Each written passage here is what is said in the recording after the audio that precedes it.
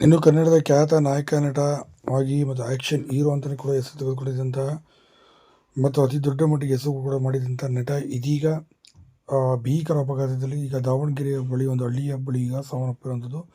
ಬೆಳಗಿನ ಜಾವ 3:30 ಸುಮಾರಿನಲ್ಲಿ ನಿದ್ದೆ ಮಂಪರಿನಲ್ಲಿ ಡ್ರೈವರ್ ಮಾಡಿದಂಥ ಅಚಾತುರ್ಯ ಕೆಲಸದಿಂದ ಈ ಎಡವಟ್ಟಿನಿಂದ ಇದೀಗ ಕೊನೆಯುಸಿರೆಳೆದಿರುವಂಥದ್ದು.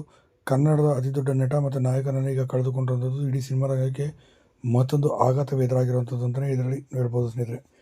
ಇನ್ನು ಯಾರು ಹಾಗಾದ್ರೆ ಈ ನಟ ನಾಯಕ ಅಂತ ನೋಡ್ತಾ ಬಂದರೆ, ಹೊಸ ಬೆಳಕು ಸಿನಿಮಾದ ಅತಿ ದೊಡ್ಡ ನಟ ಆದಂಥ ಶಂಕರ್ ನಾಗ್ ಅವರು ಅಂತ ಹೇಳ್ಬೋದು. ಹೌದು, ಶಂಕರ್ ನಾಗ್ ಅವರು ಆ್ಯಕ್ಷನ್ ಕಿಂಗ್ ಮತ್ತು ಕರಾಟೆ ಕಿಂಗ್ ಅಂತಲೇ ಕೂಡ ಹೆಸರು ತೆಗೆದುಕೊಂಡು ಸುಮಾರು 60ಕ್ಕೂ ಅಧಿಕ ಸಿನಿಮಾಗಳಲ್ಲಿ ಕೂಡ ಅಭಿನಯ ಮಾಡಿದ್ದಾರೆ. ಮಿಂಚಿನ ಓಟದಲ್ಲಿ ಕೂಡ ದೊಡ್ಡ ಮಟ್ಟಿಗೆ ಹೆಸರು ಬಂತು.